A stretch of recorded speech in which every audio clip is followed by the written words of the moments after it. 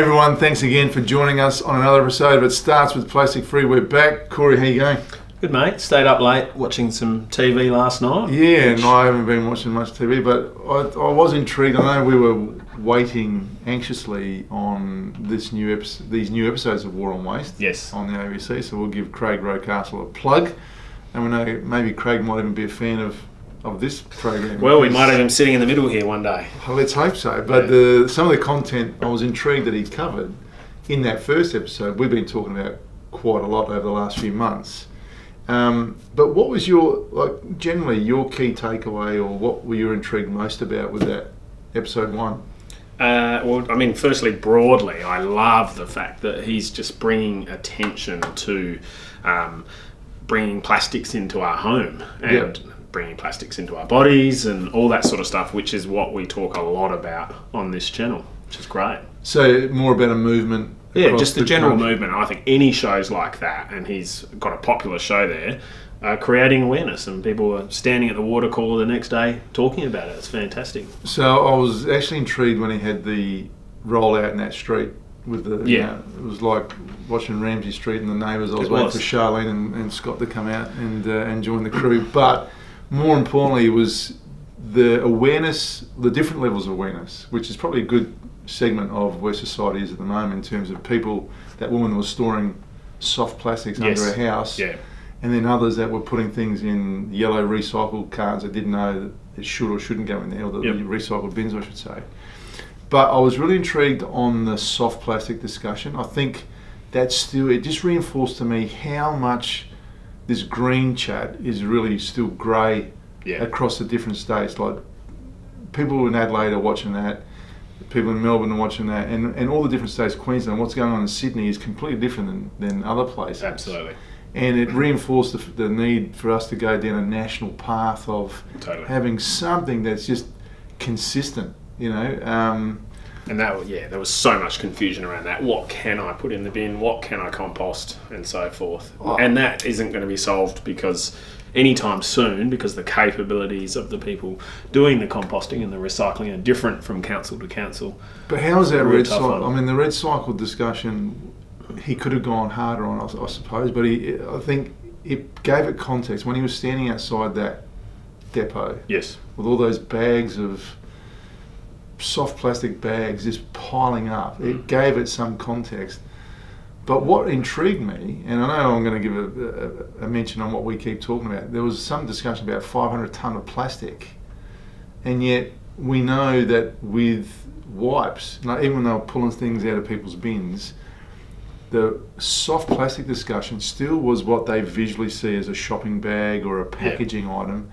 Yet how many wipes might have been in someone's bin that have gone to landfill, or is that a soft plastic? And again, it's one of these.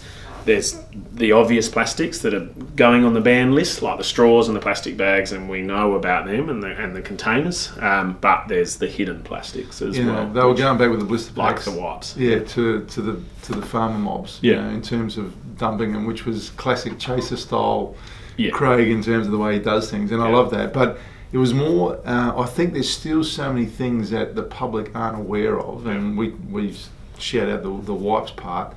That is a soft plastic. And then when he went and did the science lab experiment with his test with his own sampling, and that was fantastic to see under a microscope how much plastic in the general person's body there is and what they're ingesting. And we keep talking about the importance of reducing it, because the lab guy was saying it's just in the air that we are. It's all come off our clothes, and I love the fact there was a differentiation between the pieces of microplastic, which is fibers, what I was sort of always visualising as microplastics, and yet there was the long polyester fibres from clothing, which just from washing. I think and they were talking about the water streams, which we covered in the previous episode. So.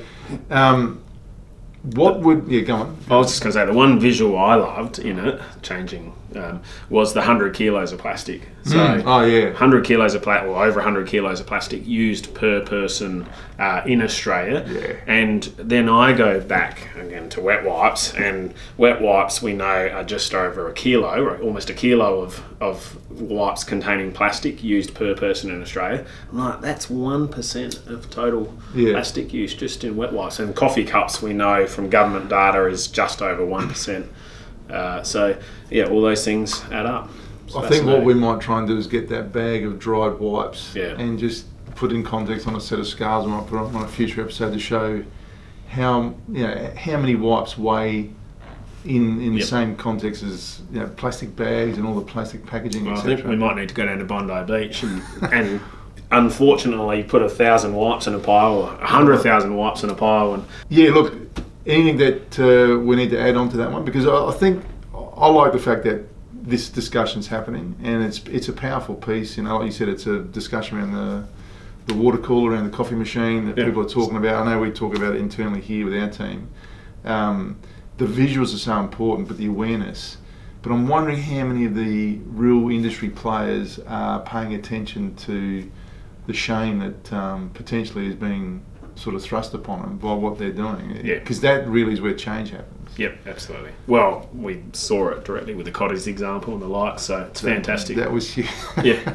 The Cotties plastic bottle was classic. Yeah. If you've got anything you'd like to throw away, or comments that you want to share that you were happy with on that first episode of Water and Waste, we're going to probably continue this over the next few weeks and give our piece on the War on Waste. We know Craig might want to sit between Cora and I one day. If he's ever in Adelaide, he's welcome to come along. But more importantly, let's just keep fighting the good fight, which is cutting out plastic. And even though we're #plastic free, we'll go with Craig's #go plastic free. Until next week's episode, we'll see you then.